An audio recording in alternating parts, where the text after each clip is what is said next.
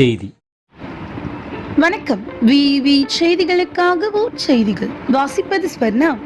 ராணிப்பேட்டை மாவட்டம் பானவரம் அரசு மேல்நிலைப் பள்ளியில் நலன் காக்கும் ஸ்டாலின் பல்நோக்கு உயர் மருத்துவ சிகிச்சை சிறப்பு முகாம் நடைபெற்றது.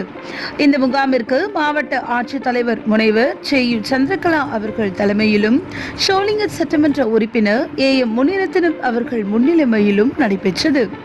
இந்நிகழ்ச்சியில் தமிழக கைத்தறி மற்றும் துணிநூல் துறை அமைச்சர் R. காந்தி முகாமை பார்வையிட்டு ஆய்வு செய்தார். தொடர்ந்து கர்ப்பிணி பெண்களுக்கு ஊட்டச்சத்து பெட்டகம், மக்களை தேடி மருத்துவ பயனாளிகளுக்கு மருந்து மாத்திரை தொகுப்பினை வழங்கினார்கள். இந்த முகாமில் பானாவரம் மற்றும் அதனை சுற்றி உள்ள சுமார் 20க்கும் மேற்பட்ட கிராமங்களில் இருந்து சுமார் 2238 பெரியவர்கள், 119 குழந்தைகள், 145 கர்ப்பிணி பெண்கள் என மொத்தம் 2502 பொதுமக்கள் என பலர் கலந்து கொண்டு மருத்துவ பரிசோதனை மற்றும் சிகிச்சை பெற்று பயனடைந்தனர்.